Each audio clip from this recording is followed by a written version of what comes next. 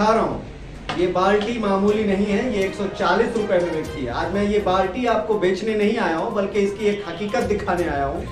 वो हकीकत है नगर पंचायत।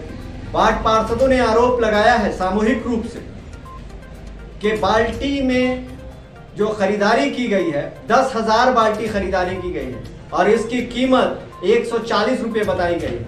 मेरे गले में टेप भी है, मैं ये भी दिखा दूंगा आपको कि इस बाल्टी की लंबाई क्या है, 11 इंच, और इसकी गोलाई जब मैंने नापी तो इसकी गोलाई मात्र 29 इंच है। यानी यूं कह लें कि इसकी चौड़ाई 10 inch by 10 inch square feet में अगर देखेंगे आप, तो इसकी ये गोलाई जो है ऐसे अगर नापेंगे आप तो 10 इंच है। तो सवाल ये पैदा होता है कि इस बाल्टी की कीमत आज की तारीख में जो हमारे मार्केट वैल्यू वार्ड पार्षदों ने बताया, वो ये बताया कि 25 से 30 रुपया, यानी मैक्सिमम 40 रुपया, यानी 10,000 बाल्टी नगर पंचायत ने खरीदी है और इसमें 10 लाख रुपए का घोटाला का मामला सामने आया है। ये एक जांच का विषय है। फिलहाल जो आरोप वार्ड पार्षदों ने लगाया है वो कार्यपालक पदाधिकारी, नगर पंचायत के नगर अध्यक्ष और उपाध्यक्ष समेत आला पदाधिकारी पर लगाया है। तो सवाल ये पैदा होता है कि इसका खुलासा तो मैं करूंगा ही, लेकिन ये भी बता दूं कि एक प्रेस वार्ता की गई है नगर पंचायत के वार्ड पार्षदों के द्वारा, और ये जो प्रेस वार्ता हुई है गुज़िश्ता दिनों नगर पंचायत के अधीन रुद्रा होटल के परिसर में हुई है। और उसमें क्या वार्ड पार्षदों ने कहा वो भी मैं आज आपको सुनवाने वाला हूं, और ये भी बताने वाला हूं कि वार्ड पार्षद नजीर अहमद ने क्या कहा, वार्ड पार्षद अखिलेश जी ने क्या कहा, पार्षद राजेंद्र पाल जी ने क्या कहा, और कई महिला वार्ड पार्षद भी हैं जिन्होंने अपनी बात को आरबीसी चैनल के समक्ष रखा। उनकी बातों को भी मैं आज आपके सामने रखने वाला हूं। तो आज देखें एक महा और एक बड़े एपिसोड में जो प्रेस वार्ता हुई, क्या उसके इल्जामात आपके समक्ष जो लगाए जा रहे हैं वार्ड पार्षदों के द्वारा, जिन लोगों पर लगाया जा रहा है, क्या वो सही है या गलत, ये आज आरपीसी चैनल के माध्यम से आप आकलन करें। विकास की योजना में ये डस्टबिन के रूप में दिखाया गया है कि ये डस्टबिन है, और गुज़िश्ता दिनों आप देखेंगे कि इसी डस्टबिन को कई अखबारों की सुर्खियों में देखा गया कि ऐसे देते हुए नगर अध्यक्ष उन दुकानदारों को भेंट करते हुए दिखे कि ये डस्टबिन में उनके साफ सफाई रखने के लिए ये दिया गया। ये डस्टबिन है, इसकी लंबाई 11 इंच है और चौड़ाई 10 इंच है, और इसकी गोलाई अगर कहेंगे तो 29 इंच है। इसकी कीमत 140 रुपए नगर पंचायत के कार्यपालक पदाधिकारी और जो भी इस संदर्भ में नगर अध्यक्ष उपाध्यक्ष पर भी जो आरोप लग रहा है, वो कहा जा रहा है कि इन लोगों की मिली भगत से ये चीजें जो है खरीदी गई हैं और इसका घोटाला किया गया है, और इसमें 10 लाख रुपए का घोटाला किया गया। सबसे बड़ी बात तो ये भी सामने आ रही है। और दूसरी बात मैं आपको ये बता दूं कि ये आरोप वार्ड पार्षदों के द्वारा सामूहिक रूप से लगाया गया है, जो आज मैं आपके समक्ष उनके बयान को भी आपके समक्ष रखूंगा। तो चलिए एक एक कर सुने और सोचें कि हमारा नगर पंचायत किस तरफ जा रहा है और किस तरफ विकास की गंगा बह रही है और किस लिए बह रही है। लोग गंदगी से जूझ रहे हैं, लोग मच्छर की बीमारियों से जूझ रहे हैं, मच्छर बढ़ रहे हैं, उसका फॉगिंग करने के लिए छिड़काव नहीं हो रहा है, जबकि मशीन नगर पंचायत में लाखों रुपए की ला करके नई मशीन रखी गई है, ऐसा वार्ड पार्षदों ने कहा।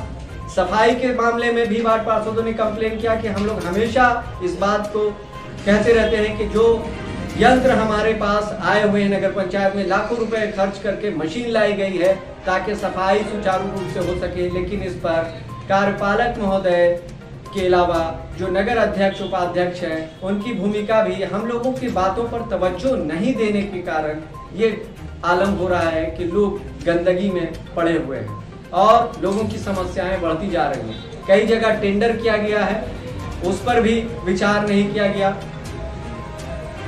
तो ये बहुत सारी समस्याओं को लेकर के वार्ड पार्षदों ने अपनी अपनी मंतव्य, अपने अपनी बातों को रखा है। उसकी नगर में समस्याओं का जंजाल लगा हुआ है, सारा सिस्टम फेल है।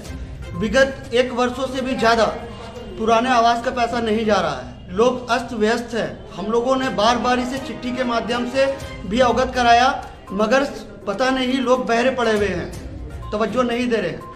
और भी हमारी बहुत सारी समस्या है। फॉगिंग मशीन पड़ी हुई है जिसका कोई यूज़ नहीं है। और भी बहुत सारी मशीन आई है, रोड साफ करने वाली मशीन आई है। और भी सफाई बिल्कुल जीरो है, सफाई का काम नहीं हो रहा है। शहर का डस्टबिन बिल्कुल तरीक़ा से निरस्त पड़ा हुआ है, जहाँ तहाँ कूड़े का पहाड़ की तरीका के खड़ा हुआ है। सड़क पे नालियाँ बह रही है। समस्याओं का अंबार है। इसी समस्याओं को लेकर हम पार्षदों ने बैठक की। संदेश देना चाहते हैं कि आज 5 साल बीतने वाला है, लेकिन फिर भी आज नगर पंचायत में हमारा विकास का कार्य अभी भी ठप है। लेकिन आज तक हुसैनाबाद में मैंने यहाँ तक कि विभाग से लेकर के डीसी के लेकर के सारे जगह हमने प्रयास किया, लेकिन आज हुसैनाबाद का वो स्थिति है कि ना हमारे कार्यपालक पदाधिकारी सुनने वाले हैं, ना हमारे कोई भी पदाधिकारी है जो कहीं भी पार्षदों का बात का वैल्यू नहीं देते हैं। और आवाज़ उठाने के बावजूद फिर भी कहा जाता है कि अभी होगा। आप लोग का कोई यहाँ वैल्यू नहीं है, आप लोग का कोई पावर नहीं है। लेकिन हमने ही बताना चाहते हैं कि पार्षद का वो पावर है जो हुसैनाबाद को या हम अपने नगर पंचायत ऑफिस को बिना पार्षद का किए हुए कोई काम नहीं हो सकता है। लेकिन बोर्ड में बहुत तरीका का योजना लिया जाता है। आज तक हमारे नगर पंचायत में टेंडर हुए 12 तारीख को व 12 दिसंबर, लेकिन आज तक उसका कोई भी संवेदक को न वर्क ऑर्डर दिया गया, न शिलान्यास किया गया। लेकिन विकास कहाँ से होगा? इसलिए जो 12 तारीख को जो आपका नादी रिजवी से लेकर के लालताओ के घर तक, जो शिशु मंदिर रोड से लेकर के रामबीघा तक, जो आपका अनुमंडल ग्राउंड का है, जो हमारा तालाब का है, इस सारा बिंदु बहुत टेंडर सारा हुआ है।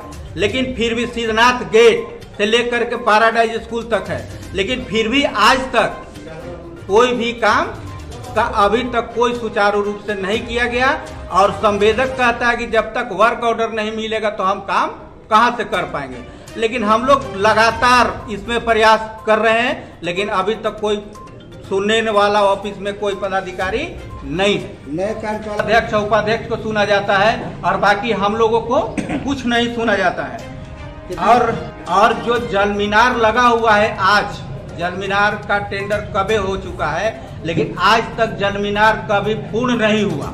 जो अभी जल मीनार लगा हुआ है लगभग 10 से 12, लेकिन अभी और जल मीनार लगाने की बात हो रही है, लेकिन संवेदक अभी तक नहीं लगाया। उसका कोई सीमा है कि नहीं कि कितना दिन में इसको संवेदक को कार्य करके पूर्ण देना है, लेकिन अभी इसका कोई प्रभाव नहीं पड़ता है।